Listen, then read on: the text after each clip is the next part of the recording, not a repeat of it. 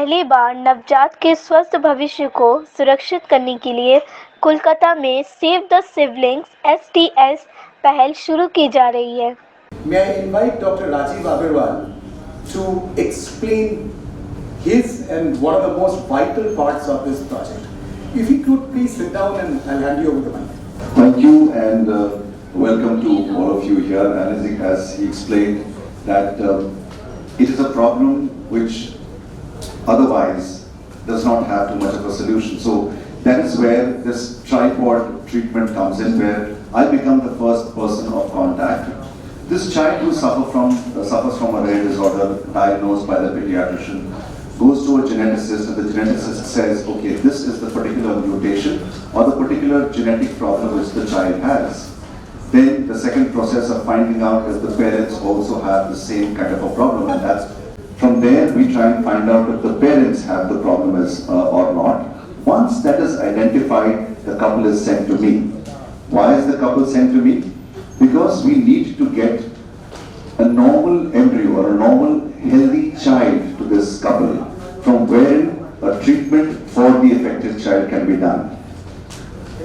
My job is to do an IVF, generate a healthy embryo, and give the couple a pregnancy.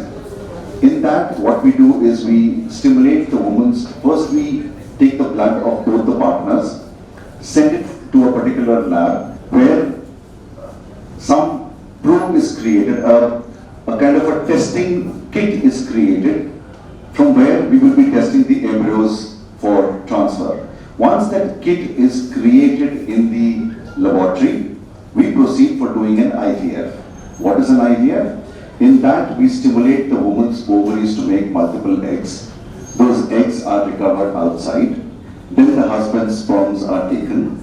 The husband's sperms and the wife's eggs are made to meet together in the IVF lab, creating what we call as embryos. And my role is also comes in later on. Well, first of all, we identify the child and find out if the child which is suffering from the rare disease is fit enough to have a transplantation.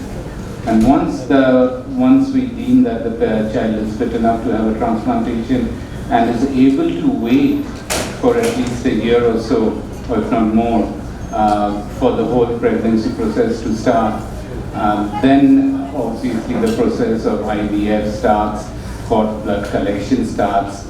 And once the cord blood is collected, I kind of say, yes, now is the time to do the transplant. So let's get the kid in. We do a few tests to again look at the feasibility and eligibility of the transplant, and then we get the cord from Cordlife. So Cordlife as an endeavor trying to help the patients to treat for any cord blood related problems, which any of the problems that can be saved by the cord blood. So in the STS project also we have the endeavor that for all the transplant cases that is going to happen, we are going to give the child 25 lakh rupees to the family, and any of these costs, like we have the track record also, whereby we have funded 3 of the babies earlier for the 3 different diseases. But the unique part here is that the family is getting all these packing together, the IVF, second one is cord blood banking, third one is transplantation, and the most important part is the financial burden. So we as a company taking care of it, and so we just want that if you feel anyone who can take help from this project. এই বিষয়টা যেটা এখানে এখন তুলে ধরা হলো, সেই বিষয়টা নিয়ে আমরা ভুক্তভোগী কিংবা ওর মধ্যে দিয়েই চলছিলাম। আমরা আমাদের বেবি 10 বছর মেয়ে, তারপরে আমরা অনেক লেটলি ডিসাইড করি যে সেকেন্ড বেবি দরকার। আর যদি আমরা এই ট্রিটমেন্টের মাধ্যমে, যদি আমার সেকেন্ড বেবি দিয়ে সিবলিং এর মাধ্যমে যদি কোনোভাবে আমি আমার মেয়েকে হেল্প করতে পারি, আমার মিসেসেও তার মানে এই মানে মোটিভটা ছিল আমাদের দুজনকার, দিয়ে স্টার্ট করি। ডক্টর ডি চৌধুরী ম্যাডাম এর কাছেই আমরা কনসাল্ট করি, go through all processes, go through all tests, আর সবেতেই ওকে ছিল। বেবি কনসিভ হলো অগস্টে, তো বেবি কনসিভ হওয়ার পরে হেলদি বেবি যথেষ্ট, কিন্তু যখন আমরা সিবিএস টেস্টটা করলাম তখন জানতে পারলাম যে বেবি অ্যাজ মানে আগের মতন যে আমার মেয়ে মেজার থ্যালাসেমিয়া মেজর পেশেন্ট, যার জন্য কি হলো যে আমাদের আবার ওটা মানে প্রসিড করতে পারলাম না, এগোতে পারলাম না। আমাদের কাছে খুব সমস্যা হয়ে গেল, কেন স্যারের সাথে কনসাল্ট করলাম, স্যার তখন আমাদেরকে গাইডেন্স দিলেন। এই টোটাল প্রসিজিওরের মধ্যে আমাদের খুব ফিনান্সিয়াল তো একটা ব্যাপার রয়েছে, কিন্তু একটা ইমোশনাল, একটা মেন্টাল, একটা যে সিচুয়েশনটা হলো সেটা এই ধরনের প্রজেক্টের মাধ্যমে দিয়ে হলে হয়তো হতো না। কেন কি প্রথম থেকেই আমরা জানতে পারতাম যে কি হচ্ছে আর কিভাবে ওটা আমরা আমাদের লাইফে ইউটিলাইজ করবো, সেটা কিন্তু এর মাধ্যমে সম্ভব ছিল। আমার মিসেস এর মধ্যে দিয়ে অনেক এখন ঠিকঠাক হয়েছে, কদিন ধরে এখনো অব্দি মনের মধ্যে খুব দুঃখ কষ্ট ছিল যে একটা হেলদি বেবি সব দিক থেকে জাস্ট আমরা খালি এই জন্য অ্যাভয়েড করলাম যে শুধুমাত্র সে thalassaemia.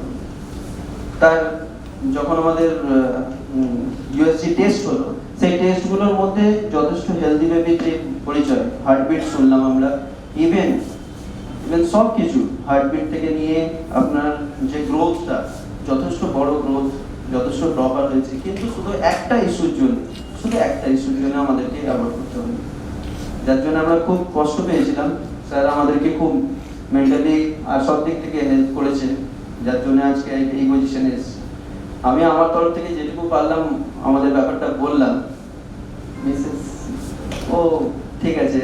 A little bit about our organization.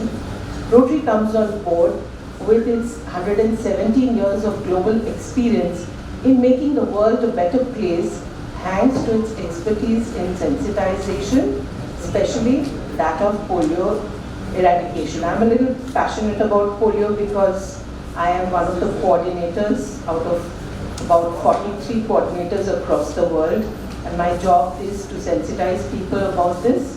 And you will be surprised to know that the world has suddenly found 30 children with wild polio virus in Pakistan and Afghanistan and Mozambique. So we have to be very careful about every single disease that has to do with children, and today being Children's Day, I'm overwhelmed to have come here. 283 রকমের rare disorder আছে। এই 283 রকমের rare ডিসঅর্ডারের মধ্যে দেখা গেছে group 1 টাইপের যে rare disorder আছে, সেই রেয়ার ডিসঅর্ডারগুলোতে বোন ম্যারো ট্রান্সপ্লান্টেশন বা স্টেম সেল ট্রান্সপ্লান্টেশন করলে একটা বাচ্চা সম্পূর্ণভাবে সুস্থ হয়ে যেতে পারে। তার মধ্যে থ্যালাসেমিয়া, সিকল সেল যেরকম আছে সেরকম Gaucher's disease, osteopetrosis, Morquio's disease, Hurler syndrome, Hunter syndrome, এরকম অনেকগুলো রোগ আছে। ব্লাড ক্যান্সারে তো অবশ্যই হতে পারে, কিন্তু সেটা রেয়ার ডিসঅর্ডারের মধ্যে আমরা ফেলছি না। কিন্তু এই যে না হতে পারবে, এটাতেও হতে পারবে, কিন্তু এটা যাদের ব্লাড ক্যান্সার হয়ে রয়েছে তাদের হাতে কেমোথেরাপি দেওয়ার পরও তাদের হাতে তারা এই ব্যবহারটা তারা করতে পারেন, এই জিনিসটা তারা পেতে পারেন। কীভাবে করবেন? আজকে তাদের রোগটা ডায়াগনোসিস হলো, রোগটা ডায়াগনোসিস হওয়ার পরে তাকে পিডিয়াট্রিশিয়ান তারাকে বলে দিলেন যে হ্যাঁ আপনার এই রোগটার চিকিৎসা বা সম্পূর্ণ সুস্থ করা যায় স্টেম সেল ট্রান্সপ্লান্টেশন করে। এবার সেটা যদি বলা হয় তখন তার দুটো জিনিস প্রয়োজন, একটা হচ্ছে একটা সুস্থ বাচ্চা, আর একটা হচ্ছে সেই বাচ্চাটারই যেন টিস্যু ম্যাচ, HLA ম্যাচড। এবারে HLA ম্যাচড এবং সুস্থ বাচ্চা আমরা নর্মাল প্রেগনেন্সিতে আসতে পারে, কিন্তু নর্মাল প্রেগনেন্সিতে যখনই আমি দুটো চান্স নেব তার মধ্যে একটা হচ্ছে সুস্থ, একটা হচ্ছে HLA ম্যাচ, তাহলে একটা হতে পারে অসুস্থ এবং HLA ম্যাচিং নেই, তাহলে তাকে অ্যাবর্শন করে নষ্ট করে দিতে হবে, এই যেরকম আমার এক্সাম্পল আসলো। আরেকটা হচ্ছে যে সুস্থ কিন্তু HLA ম্যাচ নেই, সেক্ষেত্রে প্রবলেমটা আরও বেশি, তার কারণ সেক্ষেত্রে বাচ্চাটা সুস্থ হওয়ার জন্য তাকে অ্যাবর্শন করা যায় না, কিন্তু সেই ফ্যামিলি যে তার বড় বাচ্চাটাকে মেনটেন করতে অলরেডি ফিনান্সিয়ালি ওভারবার্ডেন, তাকে কিন্তু এই বাচ্চাটাকে মানুষ করতে হবে, হচ্ছে না। কিন্তু মানে আমরা ঠিক অতটা স্বার্থপর হয়তো বলতে পারবো না যে এই পারপাসে নিচ্ছিল, কিন্তু that person is getting a healthy baby দো নট HLA ম্যাচ, তাহলে তাকে তো অ্যাবর্শন করা যাবে না। সেক্ষেত্রে অনলি 33% চান্স যে সে দুটো জিনিসই পাবে, এবং সেইটা যদি আরও প্রেডিক্টেবল করতে হয় সেখানে যদি তাকে মানে IVF মানে ইনভিট্রো ফার্টিলাইজেশন ইনডিউস করিয়ে তার থেকে যদি আমরা নর্মাল এবং HLA ম্যাচড এমব্রায়ো যেটা শরীরের বাইরে তৈরি হলো সেটাকে আমরা মায়ের জঠরে রাখলাম, করার আগে কিছু পরীক্ষা করলাম, যে পরীক্ষাটাকে আমরা ভ্রূণের ওপরে পরীক্ষা করলাম, যেটাকে বলা হয়, ডক্টর রাজীব আগরওয়াল বলছিলেন, কথাটার নাম হচ্ছে এমব্রায়ো বায়োপসি।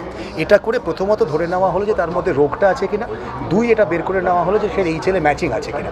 এই দুটো যখন দেখা গেলো তার রোগ নেই এবং HLA ম্যাচটা আছে, সেই ভ্রূণটাকে মায়ের জঠরে প্রতিস্থাপন করা হলো।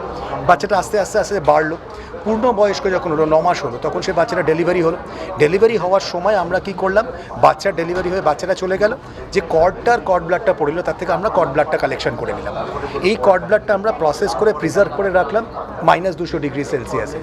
সেইটা রাখার পরে তারপর ডক্টর জয়দীপের কাছে এই বাচ্চাটা পৌঁছলো, অসুস্থ বাচ্চাটা, তাকে দেখা গেল যে তার সব কিছু ঠিকঠাক আছে, তাকে ট্রান্সপ্লান্টেশন করা যাবে, তখন কেন তাকে কেমোথেরাপি দিয়ে তার যে খারাপ সেলগুলো সেগুলোকে নষ্ট করে ফেলা হলো, যেটাকে বলা হয় কন্ডিশনিং রেজিম। কন্ডিশনিং করে করে সে যখন উপযুক্ত হলো তখন এই স্টেম সেলটা তার মধ্যে প্রতিস্থাপন করে দেওয়া হলো। এই প্রতিস্থাপন করার পরে আশা করা যায় প্রায় 85 থেকে 95% ক্ষেত্রেই বাচ্চাটা সম্পূর্ণ সুস্থ হয়ে যাবে। এটা সুস্থ হয়ে গেল, তাহলে এইটা হচ্ছে গোটা সাইকেলটা। কি পড়ে রইল? এই যে আইভিএফ, এই যে স্টেম সেল ব্যাঙ্কিং এবং এই যে ট্রান্সপ্লান্টেশন, এই তিনটে জিনিসকে একটাই অসুবিধে আমাদের আম জনতার ক্ষেত্রে হতে পারে, সেটা হচ্ছে টাকা খরচাটা কোত্থেকে আসবে। এই যে খরচাটা, সেই খরচাটা কর্ডলাইফ নিজের যে সিএসআর ইনিশিয়েটিভ আছে, সেই সিএসআর ইনিশিয়েটিভ থেকে এক তো ওনারা নিজেদের যেটা খরচা, বিকজ ওনারা প্রাইভেট অর্গানাইজেশন, ওনাদের যেটা খরচা, আমাদেরও কর্ড ব্লাড ব্যাঙ্কিংয়ে যেটা খরচা, সেটা আমরা একটা সাবস্ট্যান্সিয়াল ডিসকাউন্ট দিয়ে আমরা একটা বিলিং করছি। সেই বিলিংটার কিছুটা পেশেন্ট পার্টি তখন পেমেন্ট করে দিল। তারপরে ট্রান্সপ্লান্টেশনটা হয়ে যাওয়ার পরে এইটার সাবস্ট্যান্সিয়াল অ্যামাউন্ট কিন্তু রিএমবার্সমেন্ট হবে থ্রু কর্ডলাইফ সিএসআর ইনিশিয়েটিভ। তাহলে এই পুরো জিনিসটা হতে পারবে মানে ভার্চুয়ালি একটা সংসারের ওপরে প্রচুর আর্থিক চাপ বা ফিনান্সিয়াল বার্ডেন না সৃষ্টি করে। এইটাই হচ্ছে আমাদের এই ইনিশিয়েটিভটা। এর নামটা হচ্ছে সেভ দ্য সিবলিং। আমরা অন্য কোনো নাম দিতে পারিনি। সেভ দ্য সিবলিং, সিবলিং এসে সে তার বড়কে বাঁচাচ্ছে ছোটটা এসে, এটাই হচ্ছে গল্প।